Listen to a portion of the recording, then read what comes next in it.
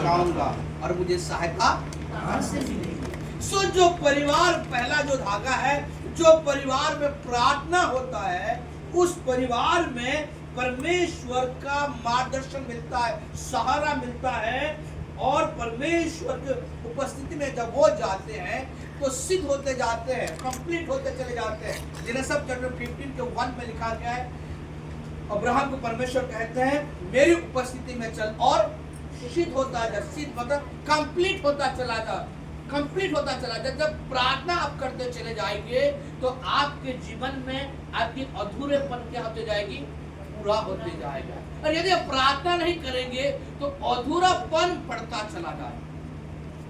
पहला बात आपको मैं सिखा रहा हूं, अपने पारिवारिक जीवन में हमें, वैवाहिक जीवन में हमें प्रार्थना का बहुत ही आवश्यकता है।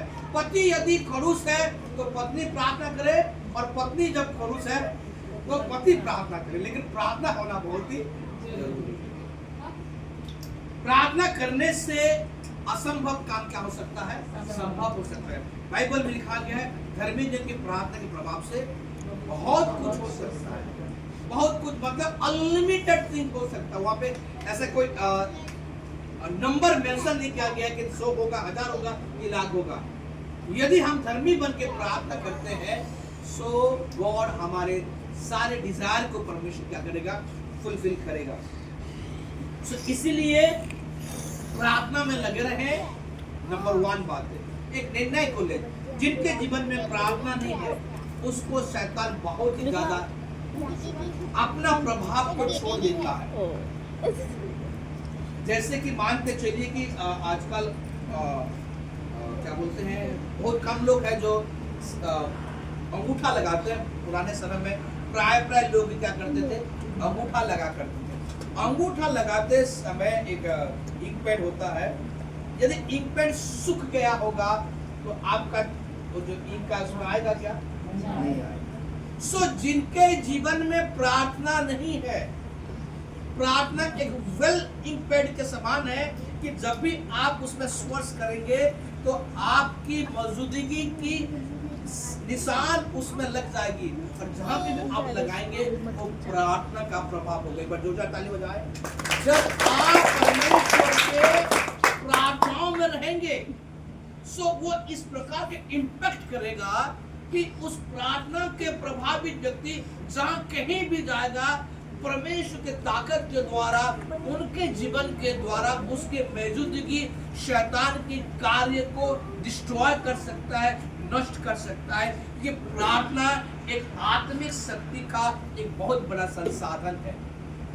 सो आइए हमारे पारिवारिक जीवन में, हमारे बच्चों के लिए, खास करके बेटा मरीश और नेहा, आपके लिए एक विशेष मार्गदर्शन की बात है कि अब तक 6 साल ऐसे ही चला गया, जैसा भी चला गया, लेकिन अब से लेकर हर एक दिन प्रार्थना में आपकी दाम्पत्य जीवन चलना पाए।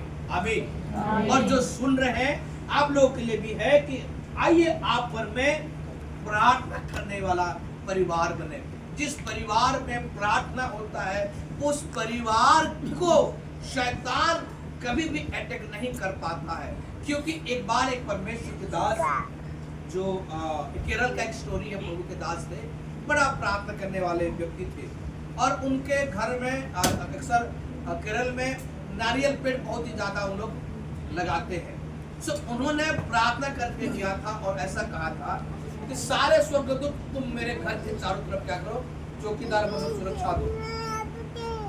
और वो पास्टर चला गया। उनके जो कोई पड़ोसी और कोई भी चोर चोरी करने के लिए आए थे, और वो देख रहे हैं कि उनको एहसास हो रहा है कि कोई ना कोई मनुष्य उसके साथ में, कोई ना कोई मनुष्य उसके साथ में है, और कहना कहीं से चलने की आवाज आ रहा है। ऐसा एक फील होता है जैसे कि कोई इंसान, जैसे हम लोग बातचीत भी ना करेंगे और यदि लोग रहेंगे तो उसका एक अलग एहसास होगा, और लोग घर में नहीं रहेंगे और आप एक व्यक्ति रहेंगे तो भी उसका एक एहसास होगा।